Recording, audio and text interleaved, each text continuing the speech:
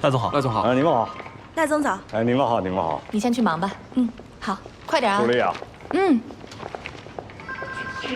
这份合同可以盖章了。对不起啊，赖总，昨天我们娄总特地交代过了，以后所有需要盖章的合同都必须他本人同意。哪个娄总？小娄总啊。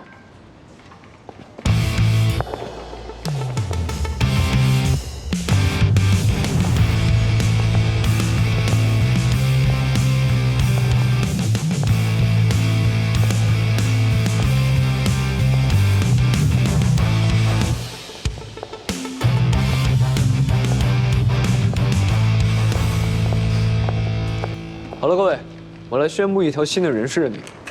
我身边的这位是新的市场部总监汪子健，这位是研发部新的总监曹雅。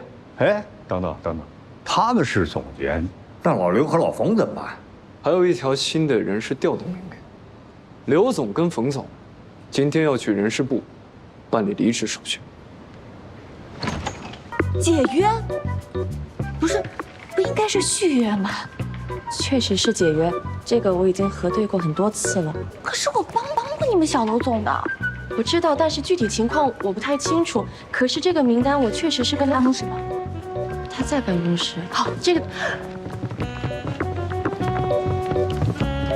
委员，咱们这么给他们赶走了，是不是太不讲情分了？情分？他们在公司里捞钱的时候可没讲情分。 但现在公司里都在传你的闲话，我就怕人心散了。人心嘛，得慢慢来，着急不得。小娄总，我好不容易帮你找到赖总吃回扣证据，你还要跟我们解约啊？啊哈哈！你俩这个能动手尽量别吵吵，我先走了啊，再见。进门不敲门，你们八二正不守规矩。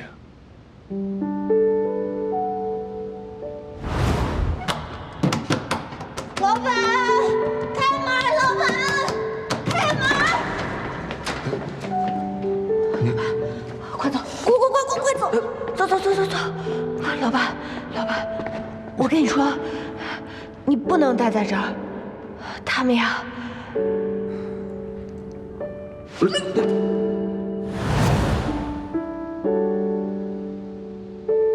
这。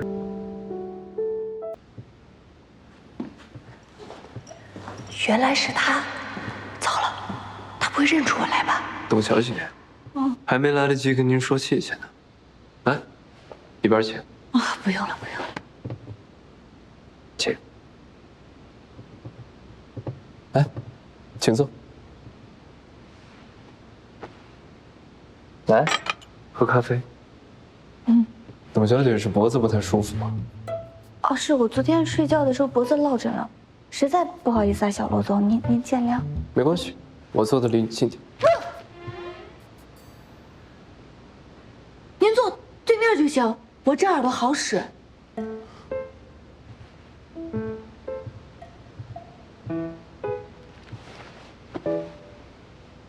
董小姐，我还是从个人感情方面啊，很感激你为我把公司里的蛀虫给找到。不过，我还是希望你能够清楚。 公司业务跟个人情感这是两回事儿。跟你们八二做出解约的决定呢，是我们整个公司内部经过了深思熟虑之后的结果。我希望你们能够配合，减少我们不必要的麻烦。小娄总，我们之前跟牡丹公司合作都非常愉快，怎么突然说解约就解约？您是不是对我们八二不太了解啊？你们之前做过的那些过往的案子我都看过。 什么新楼盘的营销啊，健身房、泡脚桶，还有一些七七八八、零零散散的。哎呀，你们公司的营业范围还真是广泛。不过就目前来看，你们这些广告基本上形式非常单一，内容也非常固化，不但没给广告主带来实际的利益增长，反而还会引起很多利益上的纠纷。不是，小总，那都是误会，都是误会。行。 那就来说说你们给牡丹做的广告。广告的内容没什么新意，广告词没什么记忆点。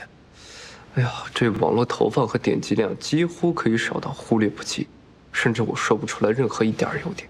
相信我，我比你们了解的会更多一些。那是因为董事长觉得产品过硬才最重要，所以在给我们很少钱的情况下，我们做出了广告，限制了我们的发挥。那听你的意思是嫌我们给钱少了？是因为是因为不妨直说。说不出来了，那我来替你说。是因为你们比不过其他的竞争公司，所以才会主动以低价来吸引董事长跟你们签约。等到正式签约之后，再提出来增加投资成本，那你们就没有优势了。承认吧？你们没办法以低成本来做出高质量的广告，这归根到底还是你们自身的问题。是，您说的对，这确实是我们的问题。但我也相信，在小楼总您的指导下，我们会很快攻克这个难关。您只要给我们一点点时间。